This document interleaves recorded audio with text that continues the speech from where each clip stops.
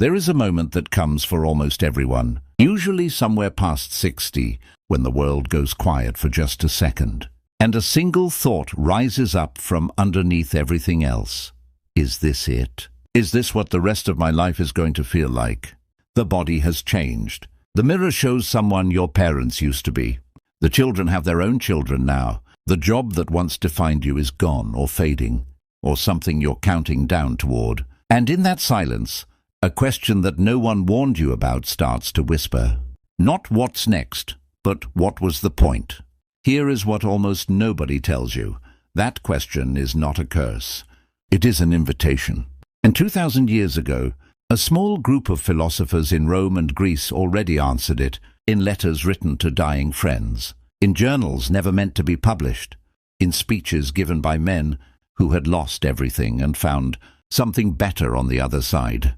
They called their philosophy Stoicism, and it was built, quite literally, for this exact moment in a human life. Not for the young and ambitious, not for the busy and distracted, for the ones who have already lived enough to know that comfort was never the answer, and are ready to hear what actually is. By the end of this video, you will understand exactly why so many people spend their 60s, 70s, and 80s either quietly afraid or quietly furious, and the specific, practical shift in thinking that the Stoics discovered, which turns those same decades into the calmest, freest, most genuinely happy years a person can live. Stay with me, because the third section of this video contains a single idea from Marcus Aurelius's private journal that has changed how thousands of people in our community think about the years they have left. And it might be the most important 5 minutes you spend all week. Welcome to Wisdom of the Stoics, the home for anyone who has ever wanted to feel a little steadier in a world that rarely slows down. Here we take the oldest, most tested ideas about how to live from Marcus Aurelius, the emperor who ruled the known world and still found time to write himself notes on how to be a better man. From Seneca, the advisor who lost his fortune, his freedom, and nearly his life, and still taught calm to others. And from Epictetus, who began life enslaved and ended it as one of history's great teachers of freedom. And we translate their wisdom into something you can actually use today. If you're new here, consider this your invitation to sit down, breathe, and remember that peace of mind was never something you had to chase. It was something you had to uncover. Let's begin.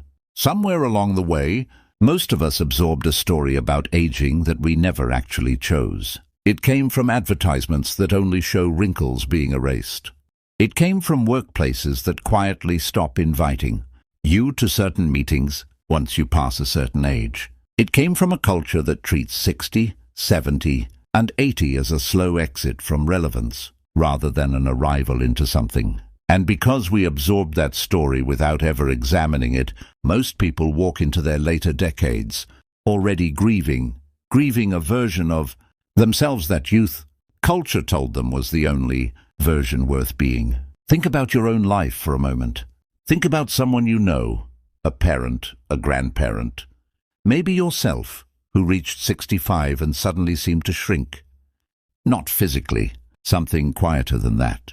They stopped starting new things. They talked more about the past than the future. They apologized for taking up space at family gatherings, as though their opinions had expired along with their job title. Nobody did that to them directly. They did it to themselves, because they had unconsciously accepted a script that said, this chapter is decline, not growth. The Stoics would have found this tragic, and frankly a little embarrassing for us. Not because aging isn't real. They knew better than anyone that the body fails, that friends die, that strength fades. But because they built an entire philosophy around a radical, almost rebellious idea, that a human being's worth, happiness, and dignity have nothing to do with what the body can still do, and everything to do with what the mind chooses to do with what remains. Epictetus, who himself walked with a permanent limp from an injury he received as a slave, used to teach his students that the body is not truly yours in the way you think. It is on loan. It was always going to change, fade, and eventually be returned. What is actually yours? what can never be taken by time, illness or circumstance, is your capacity to judge, to choose to respond. And that capacity does not weaken with age. If anything, it sharpens.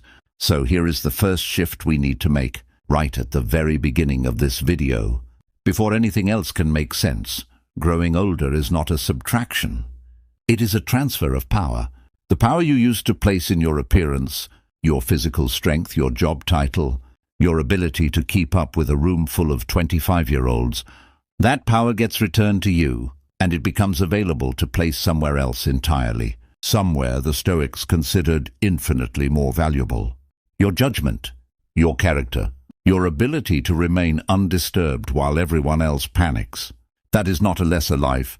That, according to men who studied happiness more rigorously than almost anyone in history, is the beginning of the only kind of life actually worth having. If this idea already feels like it's loosening something in your chest, do me a favor and drop a comment below telling me how old you are right now, and what year you secretly hope people will remember as when things got better. For you, because I read every single one of these, and I promise you, this community is full of people exactly like you, quietly rebuilding their idea of what a good life looks like.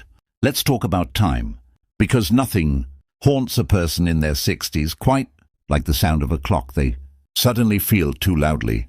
Seneca, the Roman statesman and philosopher, wrote an entire essay on this subject called On the Shortness of Life, and the very first line is a gut punch that still lands 2,000 years later.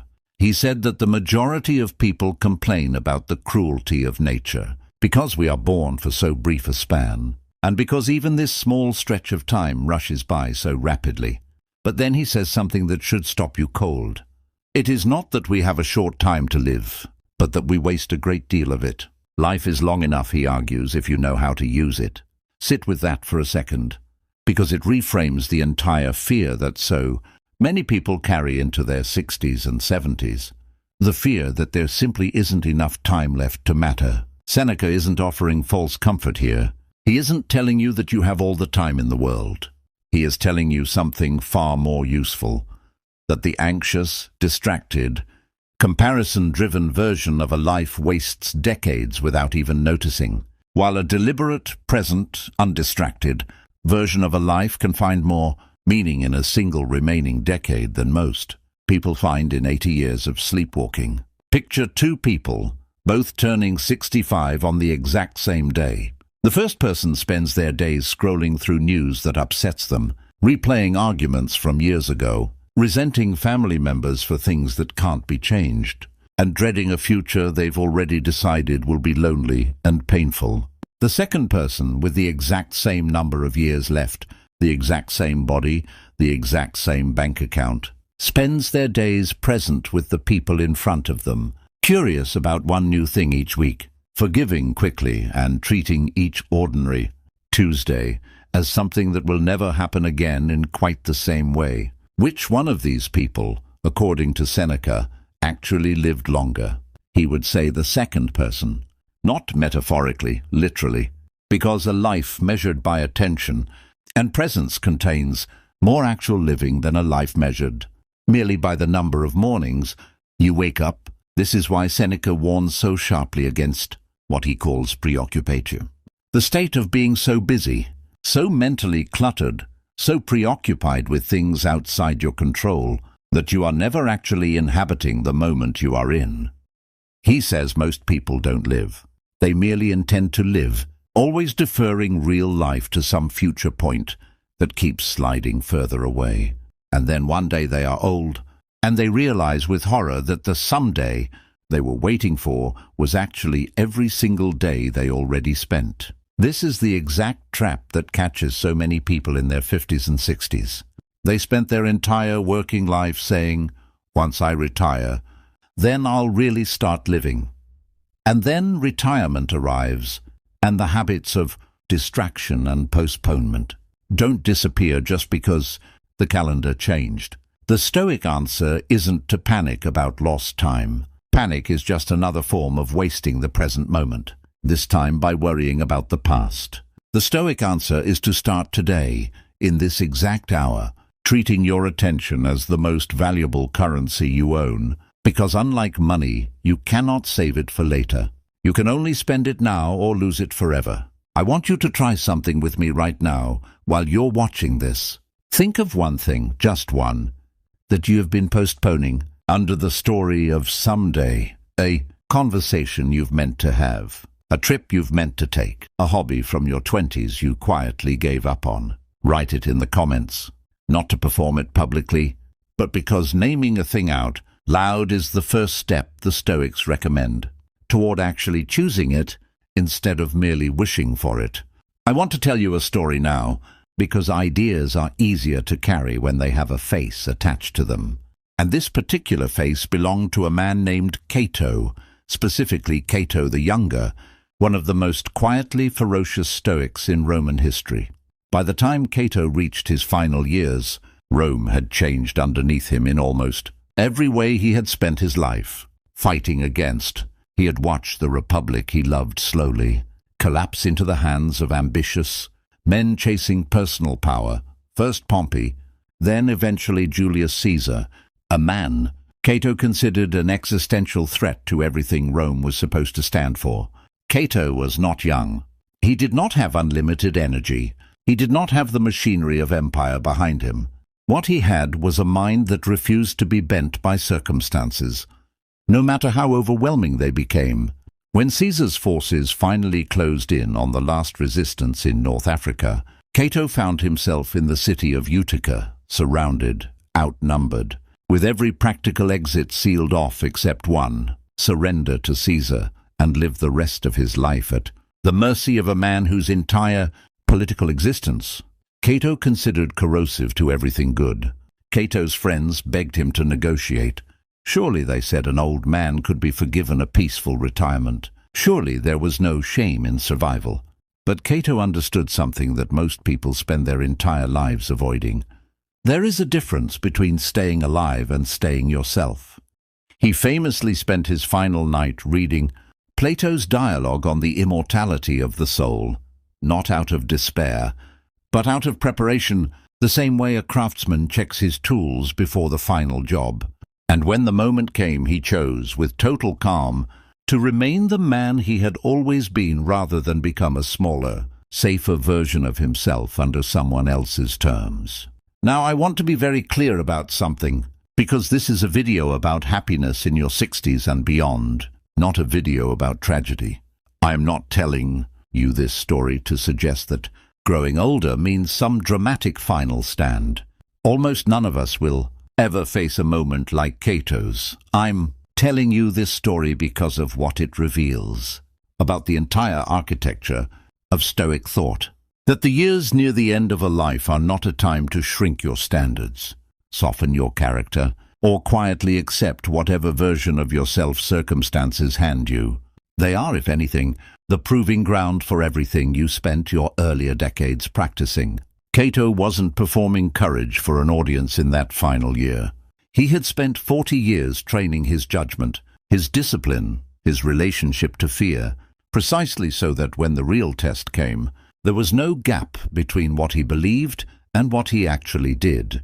That is the entire Stoic promise, and it applies just as much to a 70-year-old deciding whether to finally set a boundary with a difficult adult child, as it does to a Roman senator facing an army. The question is never, how much time do I have left? The question is always, who am I, choosing to be with the time I have? If you've ever had a moment in your later years where you finally said the thing you'd swallowed for decades, finally stopped shrinking to keep the peace, finally chose being yourself over being comfortable, I would love to hear about it in the comments. These stories matter more than you know, both to me and to everyone else watching who needs to hear that it's not too late to become that person too. Let's now get very practical, because at some point in this video, you deserve more than stories. You deserve a tool you can use starting today. Epictetus built the entire foundation of Stoic practice on a single distinction, one so simple it sounds almost too obvious. And yet almost nobody actually lives by it. He called it the dichotomy of control. Some things are up to us, he said, our judgments, our desires, our choices, our reactions. And some things are not up to us. Our bodies, our reputations, our health, the actions of other people, the outcomes of events. Nearly all human suffering, he argued, comes from confusing these two categories, treating things that are not up to us as though they were, and therefore building our peace of mind on a foundation that was never stable to begin with. Now apply this directly to your 60s, 70s, and 80s, because this is precisely where the dichotomy of control becomes not just philosophy, but survival. Your knees are not up to you anymore in the way they once were. Your hearing, your eyesight, the speed at which you recover from a long day, these are shifting according to biology, not according to your effort or your virtue. If you build your happiness on the expectation that your body should behave the way it did at 35, you have guaranteed yourself decades of quiet grief, because you are demanding control over something that was never fully yours to control in the first place, at any age. This is precisely the trap Epictetus warned against, mistaking the not up to us for the up to us, and then suffering endlessly over a battle you were never going to win. But here is the liberating flip side, the part people miss because they're so busy mourning the first half of the equation. What remains completely, entirely, unshakably up to you, at 60, at 75, at 90, is how you interpret what is happening to your body. Whether you meet a diagnosis with dignity or despair, whether you meet a slower morning with gratitude for the morning you still get, or resentment for the morning you used to have, whether you let a bad knee cancel your joy for the walk, or whether you find a way to still take the walk, slower, and discover that slower has its own quiet pleasures you were too fast to notice before. I think of an example that a woman in this very community once shared with me, a woman in her early 70s who had been an avid hiker her entire adult life. A hip injury meant the mountain. Trails she loved were no longer available to her the way they once were. By every conventional measure, this was a loss, and she felt it as one, deeply, for a period of real grief that the Stoics would never ask her to skip or fake her way through. Stoicism, contrary to popular myth, was never about suppressing real feeling. It was about not adding a second layer of suffering on top of the first by demanding reality be different than it is. What she discovered months later was that the mountains hadn't been the actual source of her joy. The source had been attention, noticing light on leaves, the rhythm of breath, the quiet company of her own thoughts.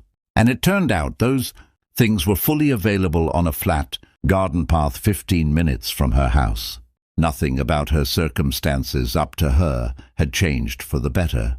What changed was where she placed her judgment, and that single shift returned her joy to her almost completely intact. This is the practice I want to leave you with in this section, and I want you to actually try it, not just nod along. Tonight, take out a piece of paper, or open a note on your phone and draw a simple line down the middle. On one side, write down everything about aging that genuinely frightens or frustrates you right now. Health changes, energy changes, whatever it is. On the other side, next to each one, write down the one thing that remains entirely up to you in how you respond to it. Not a fix, not a solution, just your judgment, your interpretation, your choice of attitude.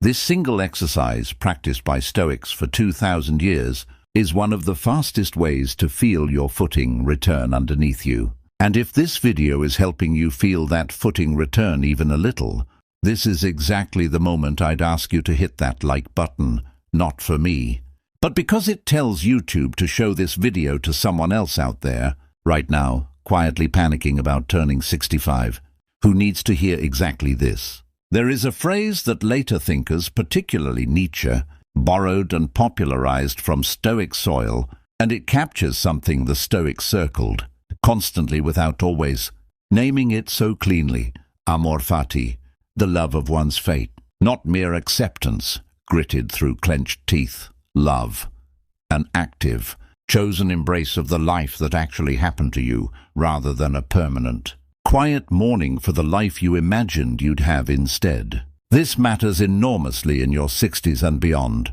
because by this point in a life, almost everyone is carrying some version of the unlived life alongside the lived one. The career that didn't go the way you hoped, the marriage that ended, or the one that never began, the child who grew distant, the health that didn't hold up, the way you promised yourself it would if you just ate right and stayed active. Somewhere in the back of most people's minds, there is a ghost version of themselves, living the life that should have happened, and that ghost quietly haunts every ordinary Tuesday of the actual life still available to be lived. Marcus Aurelius, writing privately to himself in what we now call meditations, journal entries he never intended anyone else to read, which is exactly why they feel so startlingly honest, returns again and again to a single idea, that the obstacle is the way, that what stands in your path does not block the path. It becomes the path if you let it. He wasn't writing this from a place of comfort. He was writing it while ruling an empire during a plague, while burying children, while fighting wars he never wanted, at an age when most men would have already been considered old by Roman standards. And still, his private journal is not a document of bitterness. It is a document of a man actively practicing, entry after entry, the discipline of turning "this happened to me" into "this is what I have to work with now." This is amor fati in its most practical form, and it is perhaps the single most important shift available to anyone entering their 60s and beyond. You are not being asked to pretend the losses didn't happen, or that they don't hurt. You are being asked to stop spending your remaining years locked in a losing argument with a past that cannot be changed, and instead turn your full attention toward the only thing that has ever actually been available to any human being at any point in history. This present circumstance, exactly as it is right now, and what can be built from here. Think about grandparents who resent that their grandchildren live far away and rarely call, spending every visit subtly guilting the people in front of them for not being the family they imagined, versus grandparents who fully inhabit the 2 video calls a month they do get, who make those 20 minutes so warm and so unburdened by resentment that the grandchildren actually want to call more. The circumstances on paper might be identical. The internal experience and often the eventual outcome could not be more different. One version of that grandparent is loving a fate that doesn't exist. The other is loving the fate that does. I want to be honest with you here, because this channel has never been interested in cheap positivity. This is hard.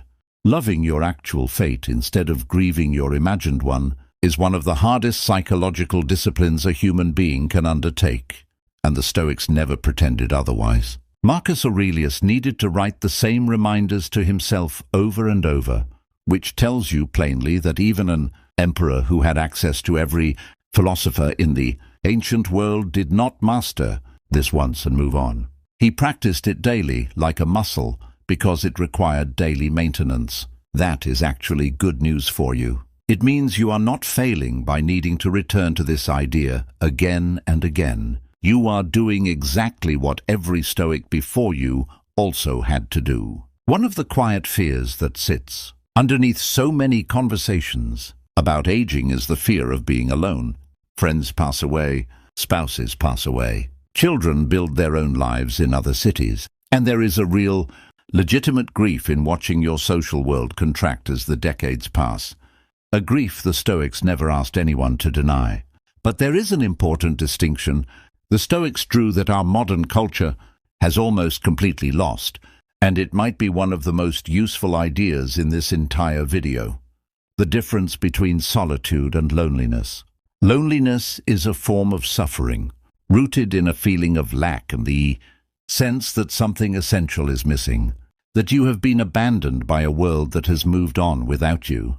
Solitude, on the other hand, is simply the state of being physically alone, and it can be either agonizing or genuinely restorative, depending entirely on the relationship you have built with your own mind.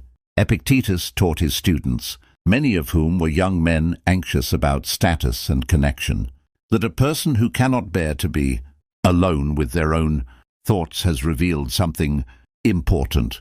Not that solitude is dangerous, but that they have not yet done the work of building a mind worth spending time with. This sounds harsh at first, but it is actually one of the most hopeful ideas in all of Stoic philosophy, because it means the antidote to the fear of being alone in your later years is not endless external company. It is the deliberate, patient work of becoming someone whose own company you actually enjoy. This is why so many people in their 60s and 70s who seem to have the least going on externally, fewer visitors, fewer obligations, quieter homes, are sometimes among the most contented people you will ever meet, while others, surrounded by constant family activity, remain restless and dissatisfied. The difference almost never comes down to how many people are physically present.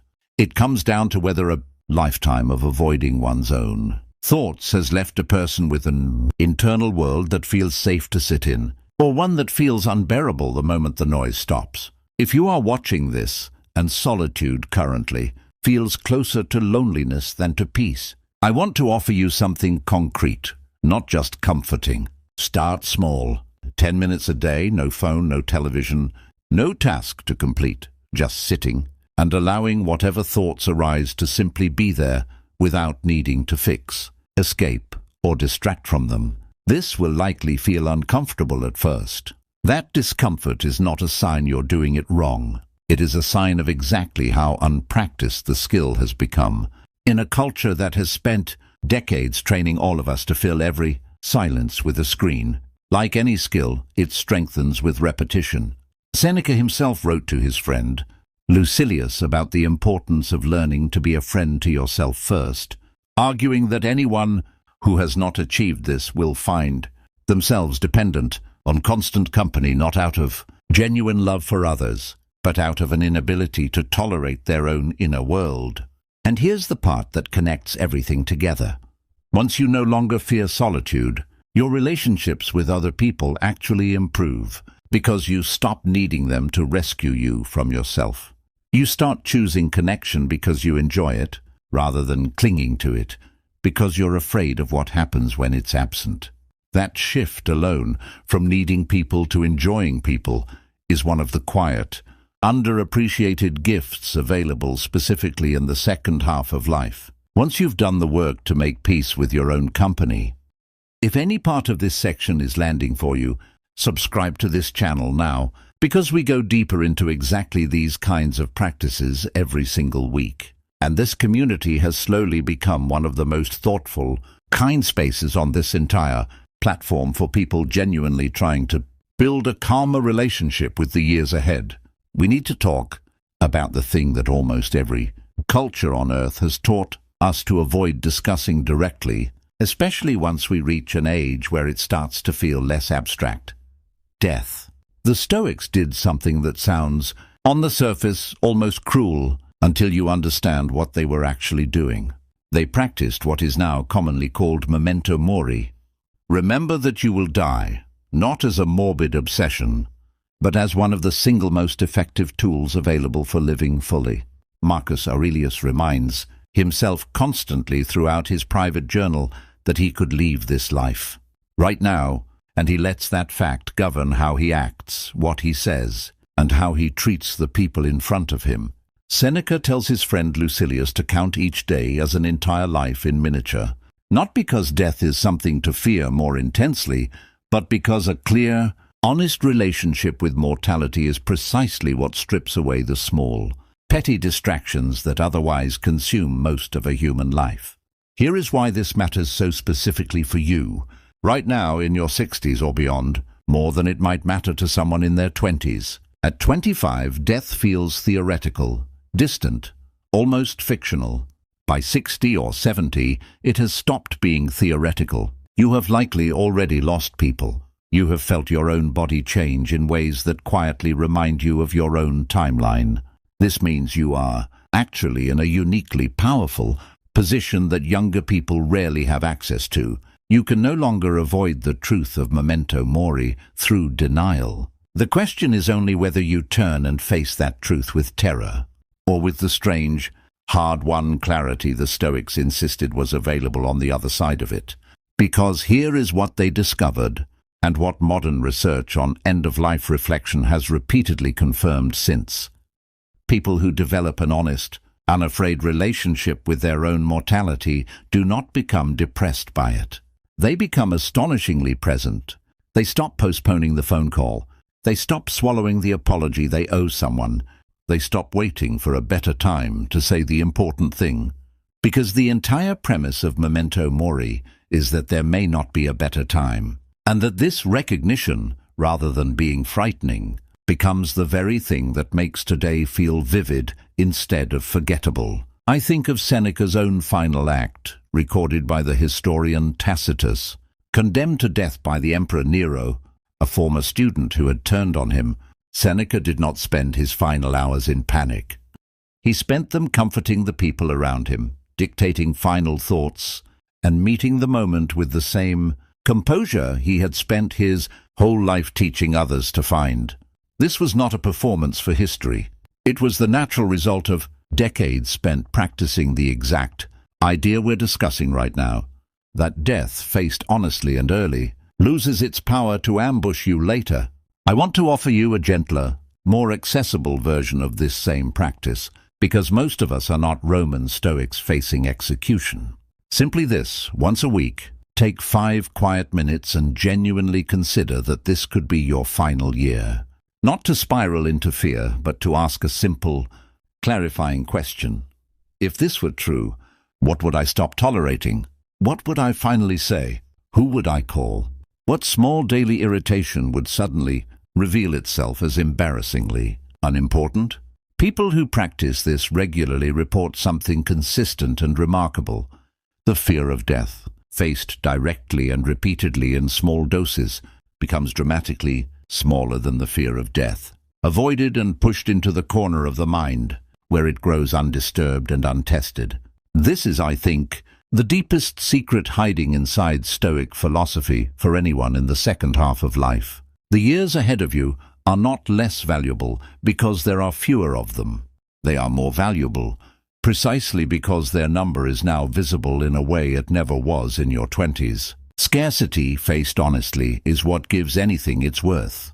The Stoics understood that your remaining years are not a shrinking, sad pile to be guarded anxiously.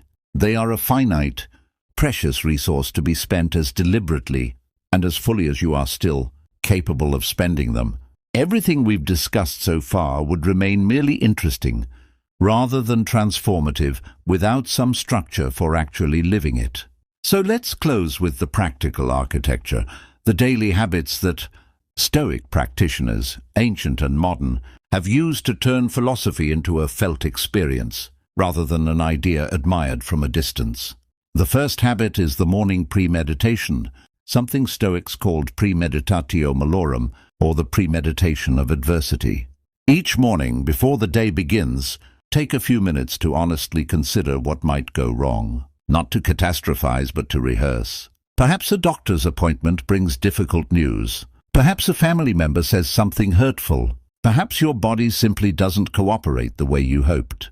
By meeting these possibilities calmly in your imagination first, you rob them of their power to ambush you later. This single habit, practiced by Roman statesmen preparing for political betrayal, works just as effectively for a retiree preparing for an unpredictable day. The second habit is the evening review, a practice both Seneca and Epictetus insisted on, and one that Marcus Aurelius clearly used to structure much of his private journal. At the end of each day, ask yourself 3 honest questions. What did I do well today? Where did I fall short of the person I want to be? What can I do differently tomorrow? This is not an invitation to self-punishment. The Stoics were remarkably gentle with themselves in this practice, treating it more like an athlete reviewing footage than a judge issuing a sentence. Over months and years, this simple nightly habit builds something extraordinary, genuine self-knowledge, the kind that makes a person feel solid and known to themselves, which is precisely the feeling so many people in their later years quietly lack. The third habit is deliberate discomfort, something that sounds strange, applied to a body that already faces plenty of involuntary discomfort through aging, but bear with me. The Stoics occasionally practiced voluntary hardship, simpler meals, colder rooms, plainer clothes, not out of asceticism for its own sake, but to remind themselves that their happiness did not depend on comfort. For you, this might look like intentionally spending a day without the conveniences you normally lean on, or choosing the harder, more honest conversation instead of the easy, avoidant one. The goal is simply this: to prove to yourself again and again that your peace of mind does not live inside your circumstances. It lives inside your judgment, which travels with you no matter what circumstances arrive.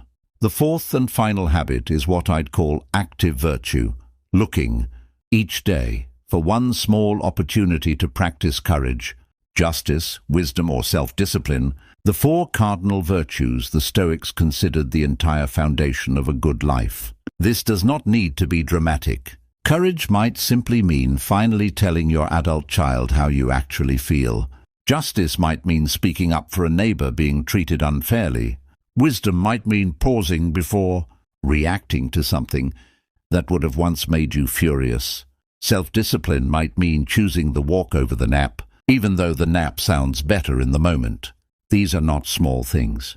According to the Stoics, these small daily choices are, quite literally, the entire substance of a well-lived life. There is no separate, grander stage where real virtue happens. This, right here, in your 60s, your 70s, your ordinary Tuesday, is the entire stage. I want to bring this all the way back to where we started.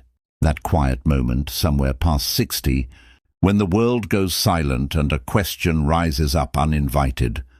Is this it? I hope, if you've stayed with me this far, that question no longer feels like a threat. I hope it feels closer to an invitation, the way the Stoics understood it 2,000 years ago. You are not approaching a decline. You are approaching the exact chapter of life. This entire philosophy was built for a chapter where the noise of ambition and comparison finally has room to quiet down, where your judgment has had decades to sharpen, where you have more actual freedom, not less, to decide who you are going to be with the time remaining. Your body will keep changing. That was never up to you at any age. But your character, your attention, your capacity to love, the life you actually have instead of grieving the one you imagined, that remains entirely, completely, unshakably yours, for as long as you're here to use it. Cato chose to remain himself when everything around him said to become smaller. Seneca met his final hour with the same calm he spent a lifetime teaching. Marcus Aurelius, ruling an empire, still found time each night to ask honestly whether he had lived well that day. None of them had anything you don't already have access to right now. In this exact season of your life, the philosophy was never reserved for emperors. It was built patiently, letter by letter and journal entry by journal entry, for exactly the person watching this video right now. If this video gave you even a small measure of that steadiness, I want to ask you for 3 things, and I promise none of them will take more than a moment. First, if you haven't already, subscribe to Wisdom of the Stoics, because we build videos exactly like this one every single week, specifically for people who are done chasing noise and ready to build something calmer. Second, leave a comment telling me which single idea in this video you're going to actually practice this week. The dichotomy of control, the evening review, the honest 5 minutes with your own mortality, because naming it publicly, even here in a comment section, makes it far more likely you'll actually follow through. And third, if you know someone in their 60s or beyond who has seemed a little quieter lately, a little more uncertain about what's ahead, consider sending them this video.